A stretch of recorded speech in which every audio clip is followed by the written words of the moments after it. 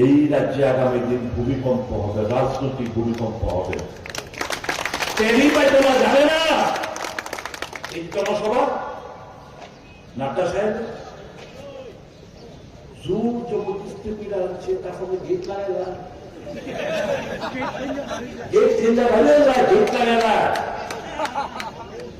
কত জায়গাতে কত রকম ভেলকি দিয়ে আনছে মানুষের, জোর কইরা ভেলকি দিয়ে অপবাদ দিয়া মিথ্যাটা কইয়া, এইভাবে জোর করে ভালোবাসা, ভয় দেখায় ভালোবাসা, মানুষকে অপমানিত করা। ভূমিকম্প হওয়ার আভাস নাকি সবচেয়ে আগে যে পায় সে হচ্ছে ইঁদুর।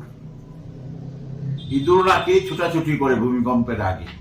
তো আমারও মনে হলো যে বিজ্ঞানীরা যে বলে যে ভূমিকম্পের আগে ইঁদুররা ছুটাছুটি বেড়ে যায়, ইঁদুরদের ছুটাছুটি দেখলে বোঝা যায় ভূমিকম্প আসছে। তো আমি জানি না, উনাকে তো উনি একজন বরিষ্ঠ নেতৃত্ব, আমি কিছু বলতে চাই না। উনি ভূমিকম্পের আগাম আভাস পেয়ে গেছেন, এটা তো সাংঘাতিক অবস্থা। এটা তো ভাবতে হবে আমাদের। এই 500 লোকের সামনে দাঁড়িয়ে, 400-500 লোকের সামনে দাঁড়িয়ে উনি ভূমিকম্পের আগাম আভাস দিচ্ছেন, যেখানে 50,000 মানুষ বিবেকানন্দ ময়দানে। কোথাও আমরা একটা মানুষের অভিযোগ নেই কাউকে জোর করে আনা হয়েছে, কাউকে কোথায় সমাবেশে অনিচ্ছা সত্ত্বেও এসছে। এই রাজ্যে এখন শান্তি বিরাজ করছে। বিরোধীরা তাদের রাজনৈতিক কর্মকাণ্ড, এটা সিপিএম এর সময় এই রাজ্যে গ্রামগঞ্জে ব্যারিকেড করে, মানুষকে অর্থনৈতিকভাবে ব্যারিকেড করে, রাজনৈতিকভাবে, সামাজিকভাবে এবং শারীরিকভাবে লাঞ্ছিত করে, মানুষের উপর অত্যাচার জুলুম করে এই রাজনীতি ছিল মার্ক্সবাদী কমিউনিস্ট পার্টি। তার দূষর হয়েছে এখন কংগ্রেস।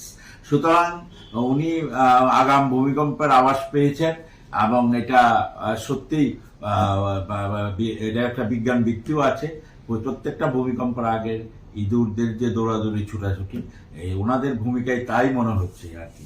উনি এখন ওই ইঁদুরের ভূমিকায় চলে এসছেন।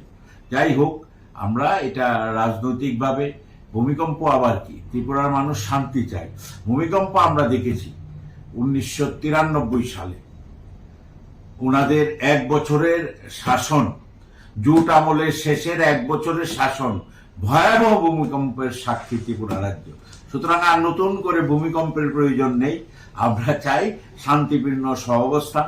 সব মানুষ, সব জাতি, ধর্ম, বর্ণ, ভাষাভাষী নির্বিশেষে ত্রিপুরার উন্নয়নে একযোগে কাজ করবে। বিরোধীদেরও দায়িত্ব আছে গঠনমূলক বিরোধিতার মধ্য দিয়ে আমাদের রাজ্যটাকে এগিয়ে নিয়ে যাওয়ার জন্য, এবং মানুষের ওদের কথায় সাড়া দিচ্ছেন না। উনি কি বলছেন, গ্রামগঞ্জে পাহাড়ে একটা গাছের পাতাও নড়ে না। সুতরাং ওনাদের এই আগাম ভূমিকম্পের আভাস উনি কি করে পেলেন, উনিই বলতে পারবেন।